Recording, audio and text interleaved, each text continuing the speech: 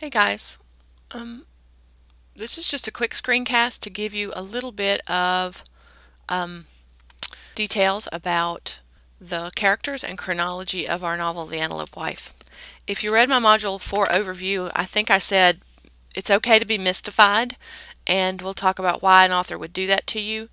But it is confusing, especially in the first part. After a while, you'll kind of get glommed onto it, and it's possible that your copy of the novel has actually one of these charts in it. But I didn't want to make sure, and I also thought there were some things that were left out of the chart, so I made one of my own. So this is it.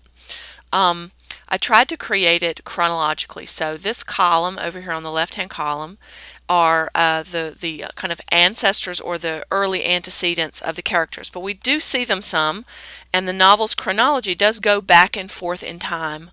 And so it's important to know you're talking about to know kind of when you're talking about. So the events of the novel start in the 1890s or late 1880s with a Caucasian man named Scranton Roy, and he does something that basically pushes the whole novel, the actions of the whole novel into motion. And basically he's a Union soldier, a U.S. soldier, who kills an Ojibwe grandmother in a raid on an Indian village.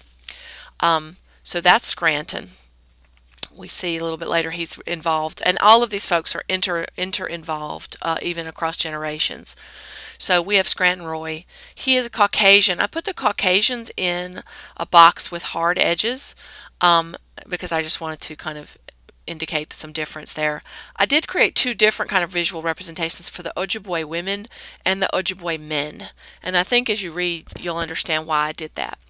So there's Scranton Roy, whose action starts the novel. There are three really Native American women, and I didn't put Matilda on here, but she doesn't function that much in the first section, really. I think you'll understand who she is. There is a Native American woman who has two names. Her first name is Blue Prairie Woman, and she's the birth mother of the baby that Scranton Roy rescues and names Matilda. She also has another name. After she loses her baby, she becomes so crazed with sadness that her community doesn't call her Blue Prairie Woman anymore. They call her the other side of the earth because her mind is always where that missing baby is. So she has two names, but she's one person. She also has another set of babies, a set of twins, the first twins to have the names Mary and Zosie. There's another set of twins, and those are the twins that we'll see more prominently in our story. So there are four sets of twins, and they're all Ojibwe women, and you see them here as I'm moving the cursor through. Those are the four sets of Ojibwe women twins. The father of those twins was a Shawano man, and we also see other Shawano men come into the contemporary or modern day part of the story. There's Frank and there's Klaus. Okay, so the Shawanos are related to the Roys. A little bit later, Mary and Zosie number 2.